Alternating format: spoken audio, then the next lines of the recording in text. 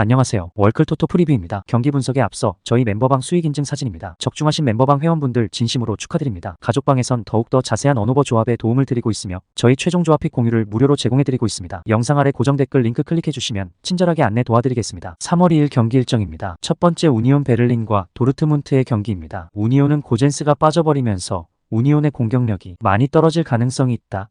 올 시즌 고젠스에 대한 의존도가 매우 높은 편이기도 하고 공격에서 중원을 이용해 잘게 썰어가는 것은 우니온의 스타일이 아니기도 하다. 물론 최근 중앙에 인원을 많이 배치해서 수비적인 안정감을 가져가는 것은 제법 효과를 보는 경우가 있는데 중앙 빌드업에서 문제가 있는 도르트문트를 제어하는 퍼포먼스 정도는 기대해도 좋지 않을까. 도르트문트는 지난 경기 2대3으로 호펜하임에게 패배. 다만 이 골을 모두 세트피스 상황에서 만들었을 정도로 중원에서의 싸움에서는 철저하게 호펜하임에게 밀렸다. 결국 온더볼 상황에서의 턴오버로 수비 대응도 상당히 불안해지는 모습을 보여주기도. 물론 우니온이 겨울 이적 시장에서 공격수들을 상당히 정리를 한 상황이라서 수비가 아주 허술한 모습을 보이지 않을 가능성은 있지만 문제는 공격이 될 것. 언더 양상을 1순위로 생각하는 것이 합당할 것으로 보인다. 일단 우니온이 공격적으로 할 수 있는 것이 많이는 없어 보이는 상태. 다만 도르트문트의 올 시즌 문제인 중앙에서의 빌드업에서의 난조는 지속되고 있고 우니온이 이를 중앙에 인원을 많이 배치하는 식으로 대응하는 상황에서는 효과를 어느 정도 볼 수 있을 것으로 볼 여지는 있다. 두 번째 마인츠와 멘헨글라트바흐의 경기입니다. 최근 마인츠가 멘헨글라트바흐를 상대로 5전 무패로 성적이 좋다. 물론 이는 슈팅이 족족 골로 들어가는 등 상대의 수비 약점을 잘 저격을 했을 때의 이야기. 올 시즌 슈팅 생성은 어느 정도 되는 모습이 없지는 않지만 결정력이 많이 떨어진 상황이기는 하다. 물론 상대가 슈팅이나 패스 허용에서 너무 좋지 못해 뚫릴 때까지 공격을 한다는 식으로 가면 성과가 없지는 않을 수 있지만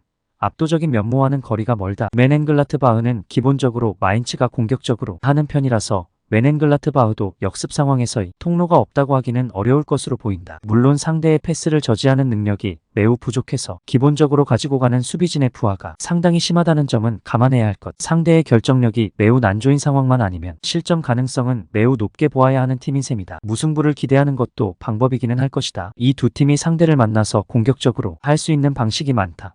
기본적으로 마인츠의 결정력이 보통만 되는 상황이라면 마인츠가 이득을 챙길 수 있을 것으로 보이기는 하나 역시 결정력이 늘 난조라는 점이 발목을 잡을 가능성도 있어 보인다. 세 번째 보움과 라이프치히의 경기입니다. 보움은 홈에서의 강세는 바이언을 3대2로 꺾으면서 절정에 올랐다. 사실 도르트문트, 슈투트가르트, 프랑크푸르트와 홈에서 비기는 등 이미 강호 상대로 싹수를 보이는 유형이었던 셈. 물론 라이프치히를 상대로도 만만치 않은 모습을 보여주고 있는데 지난 시즌 홈 원정에서 1승 1무로 좋았고 홈에서의 강세를 보여주겠다는 듯 홈에서는 1대0으로 이기는 모습을 보여주기도 했다. 라이프치히는 바이언에게 가려졌지만 라이프치히도 올 시즌에는 성적이 아주 좋다고 보기는 어렵다. 일단 보움과의 전적에서도 앞서 언급한 대로 좋은 상황은 아니기도 하고 기본적으로 압박 라인을 상당히 높게 잡는 보움에게 상당히 중원에서의 전진성도 억제당하는 모습, 측면을 비워두는 사돌돌돌 양상을 주로 사용하는 편이라서 중앙이 막히면 전진성이 억제당하는 것도 어쩔 수 없는 부분이 있다. 보움의 홈 강세가 강호들에게도 잘 통하는 모습. 라이프치히도 지난 시즌 리그에서 보움을 이겨본 적이 없기 때문에 라이프치히의 승리를 낙관하기는 어려울 것으로 본다. 그나마 언더가 괜찮은 선택지가 될 것. 보움이 라인을 높게 끌어올리는 상황에서 라이프치히의 전진성을 보장하기는 어려울 수 있다. 네 번째 하이덴하임과 프랑크푸르트의 경기입니다. 하이덴하임은 홈에서의 난전으로 강호들을 상대로도 꽤 인상적인 모습을 많이 보여주는 유형의 팀이다. 물론 기본적인 상성은 강한 압박 능력과 수비를 가진 프랑크푸르트에게 밀리는 것은 맞지만 프랑크푸르트의 현 상태가 상당히 메롱 양상이라는 점을 무시하기는 어려울 듯.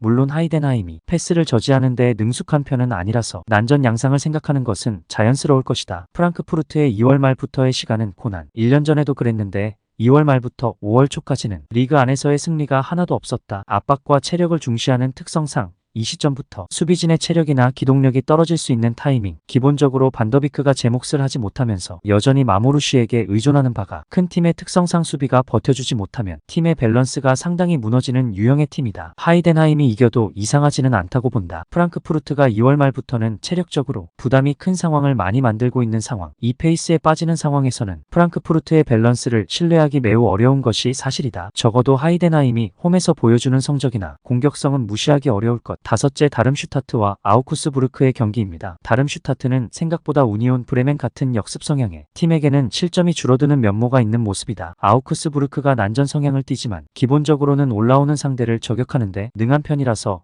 다름슈타트도 생각보다 골을 덜 허용하는 양상으로 가게 될 수도. 물론 다름슈타트의 공격도 역습 상황에서 개인에게 기대야 하는 상황인지라 득점력이 강점인 팀이라고 하기는 어렵다. 아우쿠스부르크는 기본적으로는 상대가 올라와주는 상황에서 이를 찔러가는 난전 양상에서 강한 팀이라고 할 수 있을 것이다. 결국 아우크스부르크가 난전을 만들기 어려운 상황에서는 부진하는 것도 당연한 일. 이 때문에 의적 기질을 가진 팀이라는 별칭도 있는데 원정에서 14위 이하의 팀을 상대로 승리가 없는 것을 보면 이것이 납득이 가는 상황이다. 언더 양상의 무승부를 기대해 볼 수 있을 듯. 생각보다 아우크스부르크가 원정에서 하위권을 상대로는 약한 모습을 보여주는 양상. 난전 상황을 만들기 어려워하는 경기에서는 제법 고전하는데 의외로 다름슈타트가 역습 성향의 팀에게는 실점 통제력을 보여주는 경우가 있다. 추천 배팅 드립니다. 가족방 입장은 고정 댓글 확인하시고 문의 주시면 실시간으로 무료 조합픽 받아보실 수 있으십니다. 오늘도 유익하셨다면 구독과 좋아요 부탁드립니다. 다음 분석 영상으로 또 뵙겠습니다. 시청해주셔서 감사합니다.